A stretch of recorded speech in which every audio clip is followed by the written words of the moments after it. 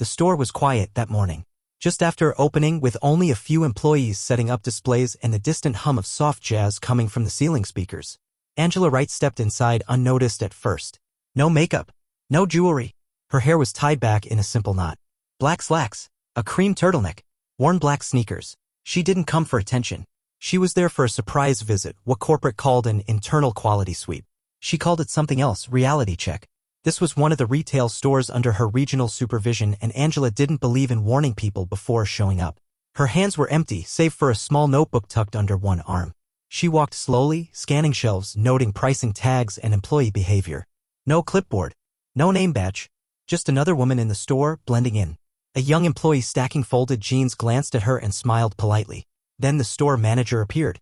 Tall, white, mid-40s, with a fitted polo and an expression that changed the moment he saw her. "Ma'am," he said loudly from halfway across the floor. His voice echoed. "Do you need help with something?" His tone didn't match the words. Not quite rude, but sharp. Angela turned slightly, nodded. "Just browsing." He started walking toward her anyway. "I'm going to need you to leave your bag up front," he said, even though she wasn't holding one. Angela blinked. "I'm not carrying a bag." He looked her over slowly.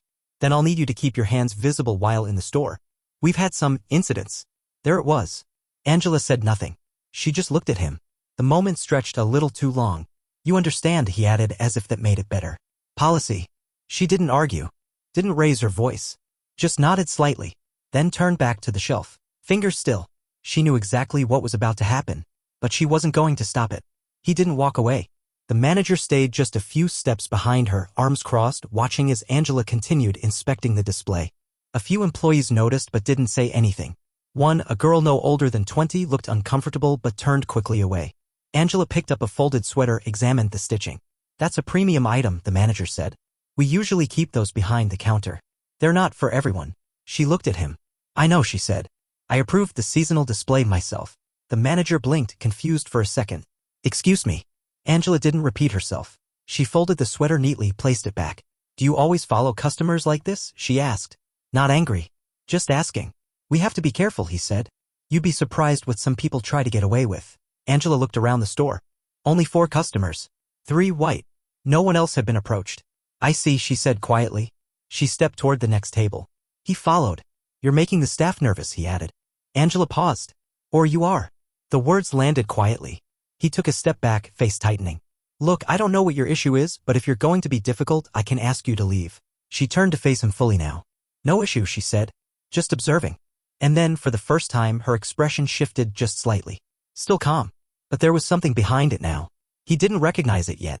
But he was about to. The assistant manager, a younger man in a vest with the store logo, peeked out from behind the register. He'd heard the tone shift. "Watch the distance close." Angela moved slowly toward the fitting rooms. Not hurried. Not hiding. The manager kept close. "Those rooms are for trying on clothes, not hanging out." Angela didn't answer. He raised his voice. I heard you," she replied evenly, turning back toward him. "Do you say that to everyone?" "Only when it's warranted," he snapped, his voice louder now. A mother with a toddler paused at the end of the aisle. Looked over. Pulled her child a little closer.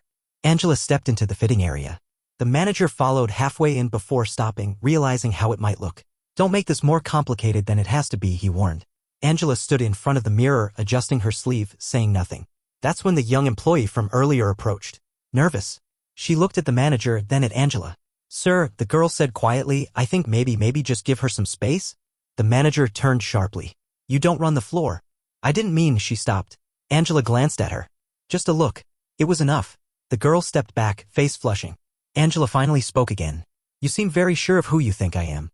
"I've worked here 10 years, the manager said, crossing his arms again. "I know how to read people." Angela smiled faintly. "No," she said. "You don't." The silence afterward was different. Still. Heavy. And about to shift. The manager opened his mouth again, but Angela had already pulled out her phone. No drama. No announcement. Just a quiet, casual scroll through contacts. "What are you doing?" he asked. "Calling someone who works here," she replied. He frowned. "Why?" Angela didn't answer. She put the phone to her ear. The assistant manager watched from across the floor, his curiosity turning into unease. "Yes, it's me," Angela said into the phone. "I'm here now. You should come down. We need to have a quick conversation." She ended the call, slipping the phone back into her pocket. The manager was trying to reassert control. "Look," he said, his voice hardening. If you think calling someone is going to change the way the store operates, Angela cut in gently. It's not about the store. It's about who's watching it. He stared at her. What's that supposed to mean? She didn't answer. She stepped out of the fitting area, slowly walking toward the front. Employees watched now. Customers glanced over. The mother with the toddler was whispering something to her child. The assistant manager came out from behind the register, hovering near the door like he might need to explain something he didn't understand yet. Then the front doors opened, and everything started to change. A woman in her early 50s entered. Blazer. Corporate badge. Calm face, fast stride. She spotted Angela immediately and walked straight over. Angela, she said, smiling gently. Didn't know you were coming in today. Angela returned the smile with a small nod. Surprise review. The manager stiffened. He looked between them. Then at the badge clipped to the visitor's lapel, regional executive, corporate oversight. His eyes widened slightly. Angela turned to him. You've met Karen, I assume? He nodded slowly, words stuck behind his teeth. Karen's smile didn't fade, but it cooled. Can we have a word? She said to the manager. Of course, he stammered. Angela didn't move. Actually, I'd like to stay. Karen gave a short nod. That works. The assistant manager stepped back as they gathered near the center register. A few customers lingered nearby, pretending to browse but listening closely now. Angela finally spoke again. This morning I came here as any customer might. No announcement. No entourage. Just myself. And from the moment I entered, your assumptions shaped every part of how I was treated. Karen's eyes didn't leave the manager's face. He was pale now. Angela continued, I expected to observe the store. What I observed was you. A pause. Not dramatic. Just enough to let the weight of the moment settle. And it wasn't over yet. The manager's voice cracked as he tried to recover. I didn't know who you were. Angela met his eyes. And that's exactly the point. She turned slightly, addressing both him and the quiet audience now forming, a few employees standing still and 2 shoppers frozen in place behind a rack of coats. You didn't treat me poorly because you knew who I was. You did it because you didn't. Karen folded her arms. We've received complaints about bias in this location. I wanted to believe they were isolated. The manager shifted uncomfortably. It's never been about race. I'm just careful. Careful with who? Angela asked. I was followed, confronted, warned, all within minutes. And not a single white shopper was approached. He opened his mouth again. Karen stepped in. Don't. Just don't. Silence. Angela pulled the small notebook from under her arm. I documented everything. Times, statements, employee reactions. Even the moment I was accused of making staff nervous simply by being here. The assistant manager swallowed hard. Karen's face had gone flat now. Angela Wright is our senior regional director. She oversees this district and 4 others. Gasps were small but audible. The manager looked stunned. Angela didn't gloat. Her voice was level, almost tired. I came here to check in on a store. Instead, I was reminded why these check-ins still matter. And that truth hung in the air, sharp and unmoving. The manager finally found his voice. It was quieter now. I didn't mean to offend. Angela raised a hand. It's not about offense. It's about reflex. Karen stepped in. And your reflex was to assume someone like her didn't belong. No one spoke. Behind the counter, the young employee who'd tried to intervene earlier stood very still, her hands clasped. Angela glanced at her, just briefly, and the girl dropped her eyes. Angela turned back to the manager. Do you realize what message that sends to the rest of your team? When they see what you consider suspicious, what you prioritize. His jaw tightened. I've worked hard for this job. So have I, Angela said. So has every person who walks into the store hoping they'll be seen for more than their appearance. Karen added, you didn't just misjudge your regional director. You showed your team how acceptable it is to treat people this way. The manager looked down. Angela looked at him one last time. You didn't fail because you didn't recognize me, she said quietly. You failed because you never thought I could be someone worth recognizing. It landed. And it stayed. Silence stretched long across the store floor. The assistant manager finally spoke, his voice hesitant. I didn't know who she was either. But I could tell it wasn't right. Angela turned to him, nodding slightly. Then remember that next time. It's not about knowing someone's title. It's about recognizing their humanity. The girl who'd spoken up earlier looked like she might say something. Then did. I'm sorry, she said, softly but clearly. I should have said more. You said enough, Angela replied. You spoke when it mattered. That's more than most. Karen glanced around at the gathered staff. Let's be clear. What happened today wasn't subtle. And it wasn't rare. But it stops here. The weight in the air had shifted. No longer just tension. Now it was something closer to reckoning. Angela stepped forward, no longer speaking just to the manager, but to everyone. You're going to remember this moment. Maybe not because of what was said, but because of how you felt watching it unfold. Let that feeling stay with you. Let it change something. No one interrupted. No one moved. Angela looked to Karen. I'll be filing my full report this afternoon. Karen nodded. And I'll be recommending immediate internal review. The manager's shoulders dropped, but he didn't speak again. Angela didn't need him to. She had said what needed to be said. Angela didn't linger. She handed the small notebook to Karen, gave a quiet nod, and turned toward the entrance. No raised voice. No final warning. Just stillness. As she walked, the eyes that had followed her since she entered now tracked her exit with something else, recognition. Not just of her title. Of the control she carried without raising it as a shield. The mother with the toddler watched from the kids section. Her little boy tugged at her sleeve. Why's everyone looking at her? She crouched down, whispered, because they realized she mattered. And they acted like she didn't. Angela reached the door. The assistant manager stepped aside quickly, not out of fear, out of something closer to respect. The young woman from earlier gave a small nod as Angela passed. Angela paused just for a second. Speak up, she said softly. Even when your voice shakes. Then she walked out. The door swung closed behind her. And the store felt different. Inside the store, no one moved for a long moment. Karen broke the silence. Everyone, take 5. I'll be meeting with each of you today. She didn't raise her voice. Didn't need to. The manager started to speak, then stopped himself. Karen didn't look at him as she followed Angela's path toward the door. The assistant manager leaned against the register, staring at the floor. The girl who'd spoken up walked slowly to a folding table, sat down, and took a shaky breath. One of the cashiers muttered, I didn't think that kind of stuff happened anymore. The girl looked up. It never stopped. People just stopped looking. Near the coat racks, 2 employees whispered. One of them, a college kid who'd just started the month before, finally said she didn't even raise her voice. The older employee nodded. Didn't have to. Meanwhile, the manager walked toward the break room. Head low. Still silent. The employees didn't follow him. Their eyes were elsewhere now, on the door Angela had walked through. On what she'd left behind. In the break room, the manager sat at the far table, elbows on his knees, hands clasped. Karen entered a minute later. She didn't sit. Do you understand what just happened out there? She asked. He nodded slowly, not looking up. Karen waited. I messed up, he said finally. No, Karen replied. You exposed something that was already in you. Something that would have stayed hidden if the wrong person hadn't walked in today. He swallowed hard. I didn't mean it that way. That's not enough, Karen said quietly. Intentions don't excuse patterns. He finally looked up, eyes tired. What happens now? You'll step back for the week, she said. We're conducting a formal review. This store. Your leadership.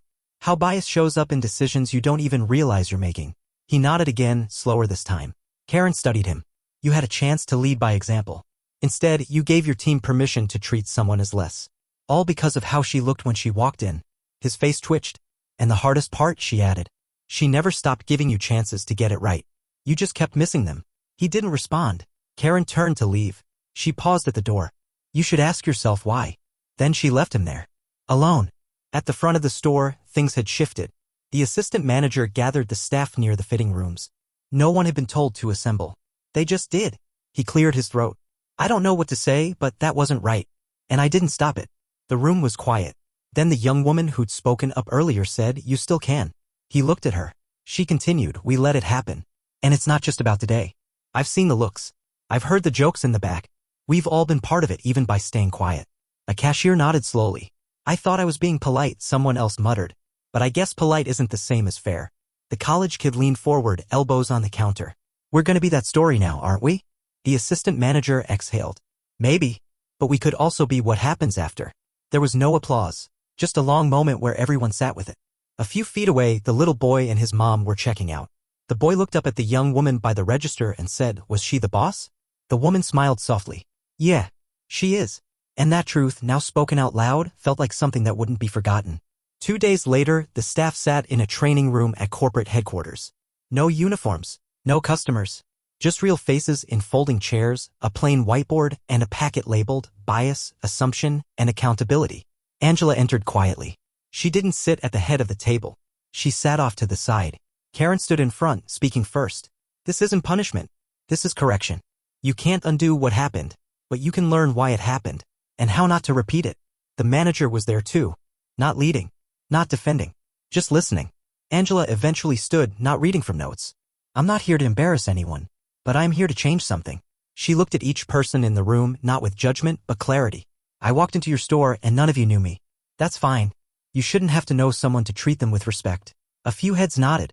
Angela continued, Bias isn't always loud. Sometimes it's a look, a pause, a decision made faster than it should have been. I didn't need you to recognize me as a boss. I needed you to see me as a person. She paused, then added, you're not being asked to be perfect. You're being asked to be better. No one argued. No one looked away. And in that silence, something in the room shifted again, less like shame, more like responsibility. After the session, Angela stayed behind. The manager approached slowly. No swagger. No rehearsed speech. Ms. Wright, he began, voice low. I don't expect forgiveness. But I wanted to say something. Angela nodded once. Go ahead. I thought I was being professional. Protecting the store. But I see now. I wasn't protecting anything. I was protecting assumptions. He hesitated, then added, I don't know if I deserve to stay. Angela studied him. That's not for me to decide. But you'll have to earn your way back.